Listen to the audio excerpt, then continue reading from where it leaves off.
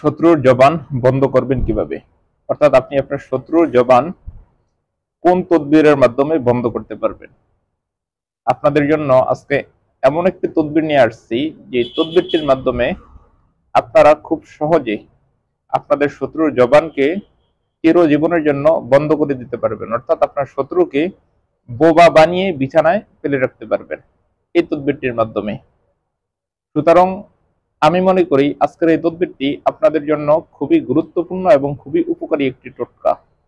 তাই ভিডিওটি না টেনে একটু শেষ পর্যন্ত দেখবেন, কারণ ভিডিওটি যদি আপনি স্কিপ করে করে দেখেন তাহলে হয়তো অনেক কথা মিস করবেন, যে কথাগুলো আপনার জন্য খুবই গুরুত্বপূর্ণ।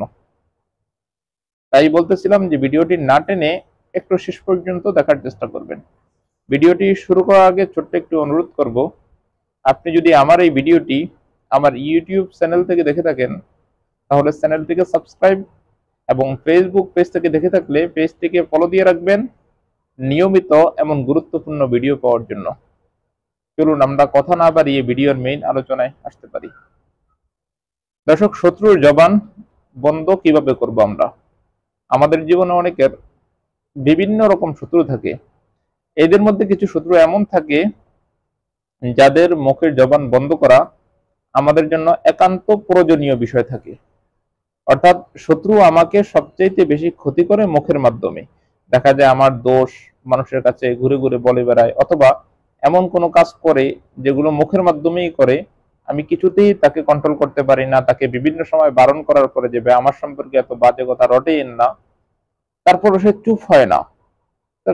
তার মুখের মাধ্যমে আমাকে বিভিন্ন রকম ক্ষতি করার সে চেষ্টা করে এবং ক্ষতি করেই যায় সব সময়। তাই আপনাদের কথা চিন্তা করে আজকে আপনাদের জন্য এমন একটি তদবির বা এমন একটি টোটকা নিয়ে হাজির হয়েছি, যে তদবির এবং যে টোটকাটির মাধ্যমে আপনি চাইলে খুব সহজে আপনাদের শত্রুর জবানকে চিরস্থায়ীভাবে বন্ধ করে দিতে পারবেন। এবং শত্রু যদি হাজারো চেষ্টা করে এই টোটকাটি কাটার জন্য, সে কখনোই কাটতে পারবে না।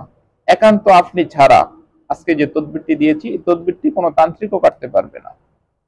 তাই এই টোটকাটির মাধ্যমে আমি আশা করি আপনারা যারা আপনাদের শত্রুর জবান বন্ধ করতে চান, এই টোটকাটির মাধ্যমে আপনারা কাজ করবেন। আজকে যে তদবিরটি দিয়েছি আপনাদেরকে এই ভিডিও শেষে আমি নিয়মটি সম্পূর্ণভাবে বলে দিব কিভাবে করবেন, কোন নিয়মে করবেন। এখন আমি স্ক্রিনে একটি তাবিজ দিয়েছি।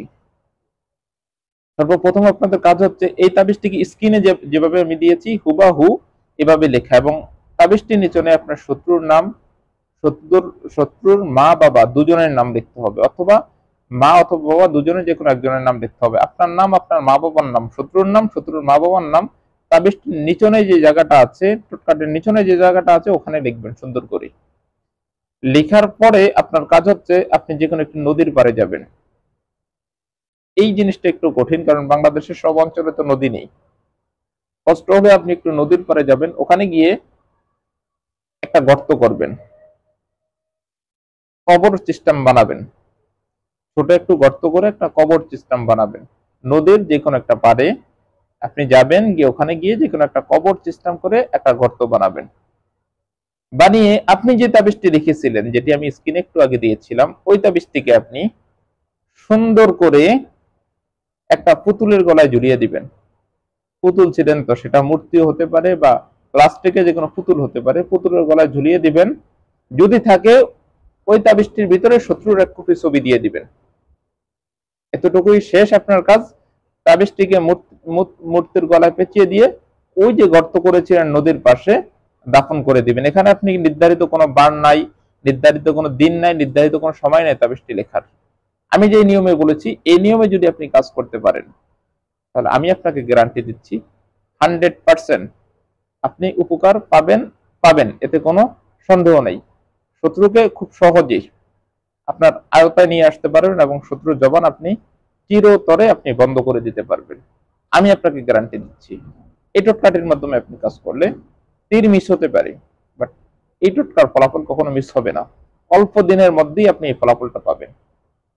কোনো কথা যদি না বুঝে থাকেন আপনারা, তাহলে অবশ্যই স্ক্রিনে যে ইমো এবং হোয়াটসঅ্যাপ নাম্বারটি দিয়েছি এই ইমো এবং হোয়াটসঅ্যাপ নাম্বারে আমার সাথে যোগাযোগ করবেন। সরাসরি নাম্বারে কল দিলে আসবে, বাট সরাসরি নাম্বারে কল দিলে আমার ক্ষতি হয়।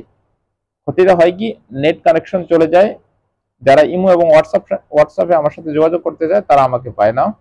এই জন্য আপনাদেরকে বলবো আপনারা ইমো এবং হোয়াটসঅ্যাপে আমার সাথে যোগাযোগ করে বিষয়টি বুঝে নেবেন।